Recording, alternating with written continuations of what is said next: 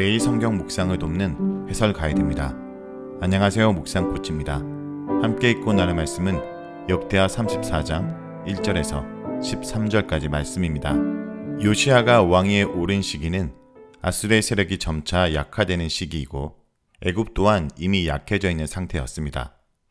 요시야의 통치 12년에 아수르 바니팔 왕이 죽으면서 아수르는 내분에 휩싸입니다.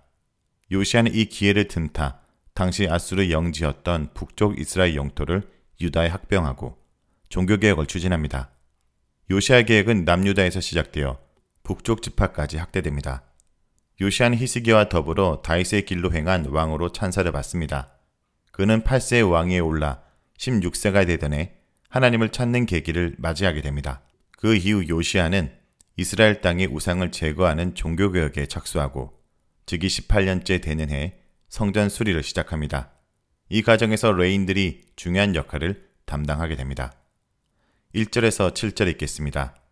요시야가 왕위에 오를 때 나이가 8세라.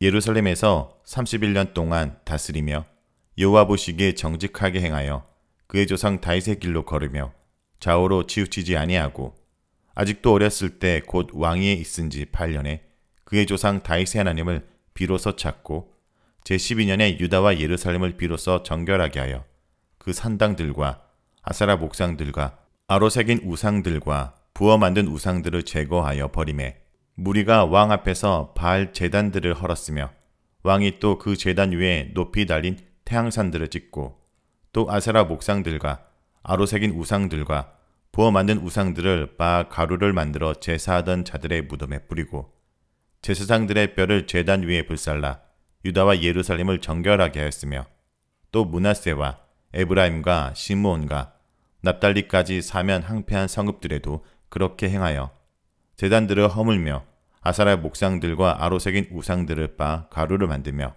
온 이스라엘 땅에 있는 모든 태양상을 짓고 예루살렘으로 돌아왔더라. 1절에서 2절은 요시야의 직위와 평가입니다. 요시야는 8세의 왕위에 올라 예루살렘에서 31년을 통치합니다. 요시야에 대한 역대기 기자의 평가는 여호와 보시기에 정직하게 행하여 그 조상 다윗의 길로 걸으며 좌우로 치우치지 않았던 왕이었습니다. 역대기 기자는 요시야 왕에 대한 11개의 평가를 그대로 인용합니다. 역대기에 의하면 요시야와 비슷한 평가를 받은 왕은 히스기야입니다. 따라서 역대기 기자는 요시야 시대를 히스기야 시대의 연속으로 평가합니다. 2절에 좌우로 치우치지 아니하였다라는 말씀은 신명기적인 표현으로 요시야가 하나님 말씀을 쫓아 행했다라는 뜻입니다. 3절에서 5절은 요시야의 종교개혁입니다. 요시야 왕 8년에 비로소 그는 조상 다윗의 하나님을 찾게 됩니다. 하나님을 찾았다라는 표현은 하나님을 향한 요시야의 태도의 변화 혹은 회심을 암시합니다. 정확하게 알 수 없지만 요시야 왕이 하나님을 인격적으로 만나는 체험을 했던 것으로 보입니다. 요시야는 왕이 된 지 12년째 종교개혁을 시작합니다. 요시야는 먼저 유다와 예루살렘에서 산당들과 우상들을 제거합니다. 역대기 기자는 므낫세 시대의 산당이 하나님을 섬기는 장소로 사용되었음을 언급합니다.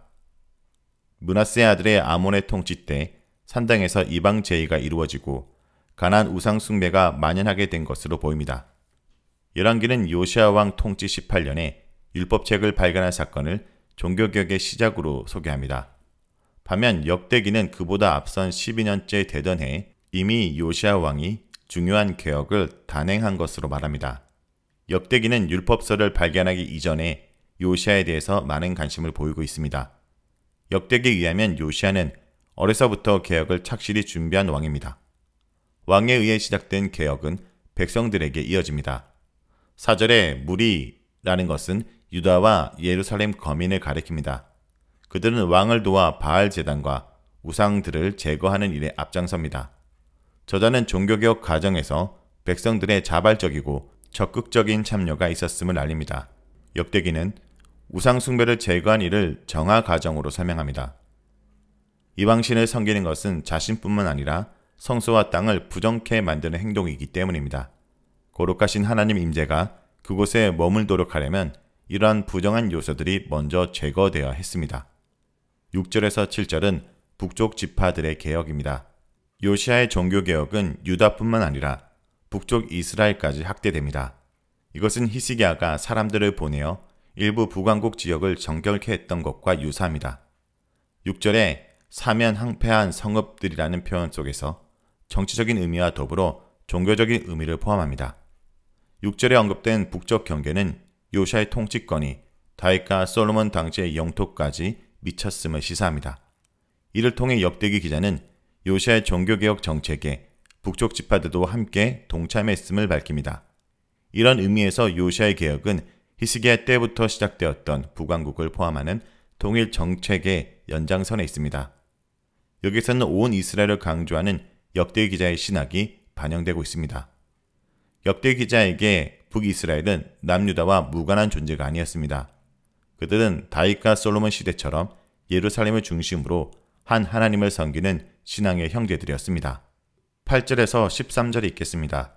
요시아가 왕위에 있은 지 18째 해에 그 땅과 성전을 정결하게 하기를 마치고 그의 하나님 여호와의 전을 수리하려 하여 아살랴의 아들 사반과 시장 마세야와 서기관 요아하스의 아들 요아를 보낸지라. 그들이 대제사장 hil기야에게 나아가 전에 하나님의 전에 헌금한 돈을 그에게 주니 이 돈은 문을 지키는 레위 사람들이 므낫세와 에브라임과 남아있는 모든 이스라엘 사람과 온 유다와 베냐민과 예루살렘 주민들에게서 거둔 것이라. 그 돈을 여호와의 전 공사를 감독하는 자들의 손에 넘기니 그들이 여호와의 전에 있는 일꾼들에게 주어 그 전을 수리하게 하되 곧 목수들과 건축하는 자들에게 주어 다듬은 돌과 연접하는 나무를 사며 유다 왕들이 헐어버린 성전들을 위하여 들보를 만들게 하매 그 사람들이 성실하게 그 일을 하니라. 그의 감독들은 레위 사람들 곧 무나리의 자손 중 야핫과 오바다요 그앗 자손들 중 스가랴와 무슬람이라. 다 그 일을 감독하고 또 악기에 익숙한 레위 사람들이 함께하였으며 그들은 또 목도꾼을 감독하며 모든 공사 담당자를 감독하고 어떤 레위 사람은 서기와 관리와 문지기가 되었더라. 8절에서 9절은 성전 수리 기금의 모금입니다. 요시아가 왕위에 있은 지 18년째 되던 해 요시아는 성전 수리를 위한 개혁에 착수합니다. 이제 우상의 타파로 그 땅과 성전을 정결하게 하였기 때문에 성전을 수리할 차례가 된 것입니다. 이 개혁을 추진하기 위해 요시아는 세 사람을 성전으로 파견합니다. 그들은 아살랴의 아들 사반과 시장 마세야와 서기관 요다입니다. 요시아가 세 명의 관리들을 파견한 것은 요시아 왕이 성전 수리에 비중을 두고 있었음을 보여줍니다. 이 세 사람은 이스라엘과 유다 주민에게서 거둬들인 헌금을 모아 대제사장 hil기야에게 건네줍니다. 역대기에 의하면 헌금은 방방 곳곳 이스라엘 사람들이 모은 것으로 레인들이 거둬들인 것입니다. 역대기는 성전 기금을 모금한 사람들 가운데 특히 북쪽 지파들이 포함되어 있음을 밝힙니다.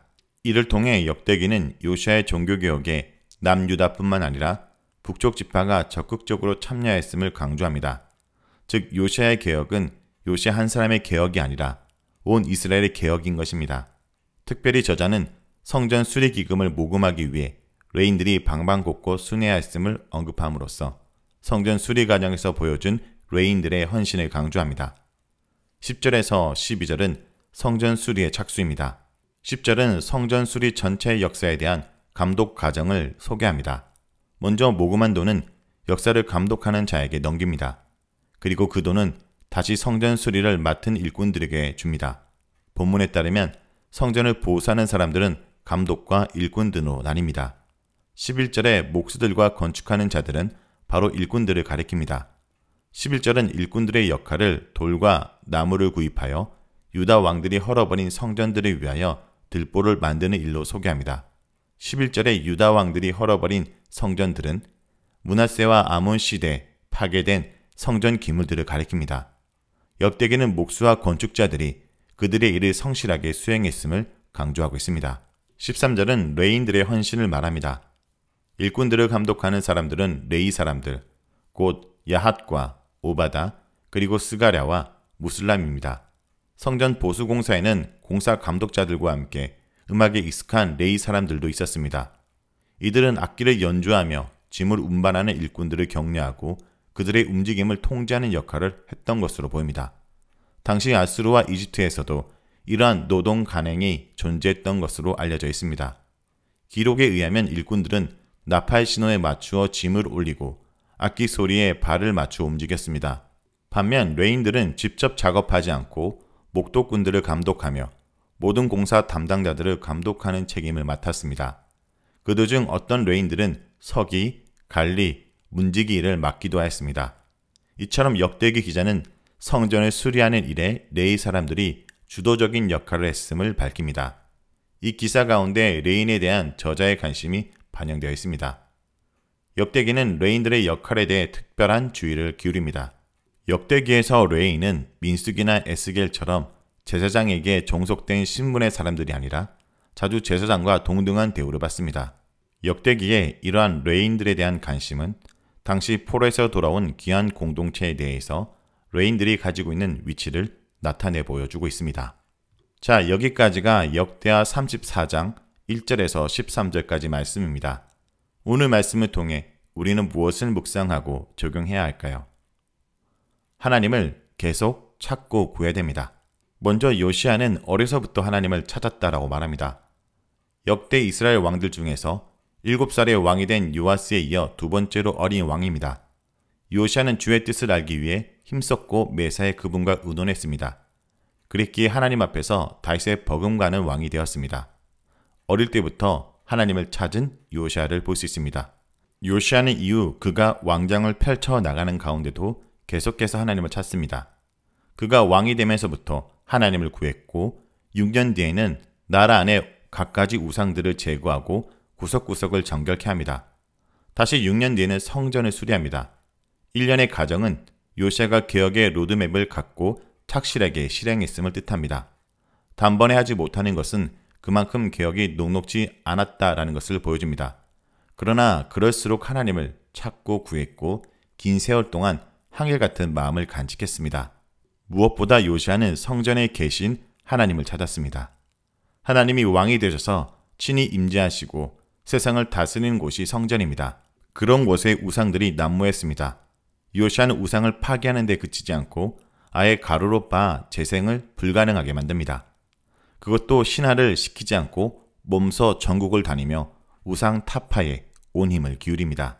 성도 여러분, 오늘도 우리가 하나님을 찾고 구하기 위해 하나님의 성령이 거하신 성전인 내게 뿌리부터 잘라야 될 우상은 무엇이 있는지 돌아보기 원합니다.